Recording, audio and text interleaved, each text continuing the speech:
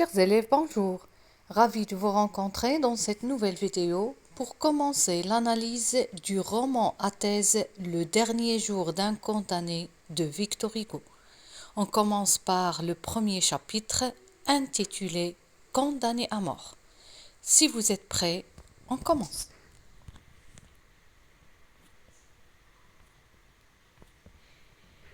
Le roman s'ouvre sous forme d'un monologue interne. Le condamné à mort, qui est le personnage principal, est dans une cellule dans la prison de Bicêtre. Le texte est sous forme d'un monologue intérieur.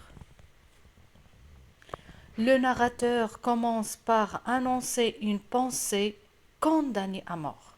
Le texte commence par l'idée qui obsède le condamné à mort, qui est l'idée de la condamnation à mort. Il précise depuis combien de temps il habite avec elle.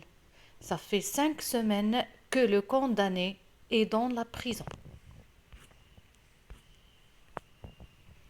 Dans la prison de Bicêtre, dans sa cellule, le condamné à mort vit seul avec l'idée angoissante de la mort. Le condamné n'arrive pas à dormir, n'arrive pas à réfléchir à autre chose à part une seule chose qui est l'idée de la condamnation à mort.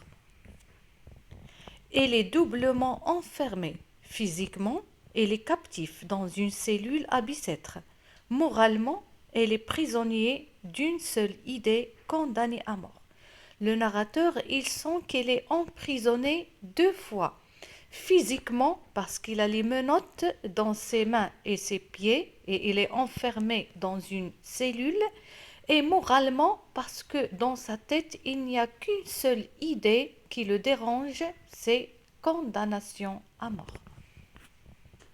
Le narrateur se rappelle son passé de liberté, cependant il se trouve prisonnier de l'idée de sa condamnation à mort, qui est l'actualité. Le narrateur fait une comparaison entre autrefois et maintenant. Autrefois qui est le passé heureux de liberté et le présent actuel qui est l'emprisonnement. On arrive alors à la fin de cette vidéo. Dès le début de l'histoire, vous comprenez que le condamné à mort qui est le narrateur de cette histoire souffre moralement et physiquement. Il est emprisonné dans une cellule et il est hanté dans sa tête ou bien il est obsédé par l'idée de sa mort. On arrive à la fin de cette vidéo. Je vous dis merci pour votre attention et à bientôt.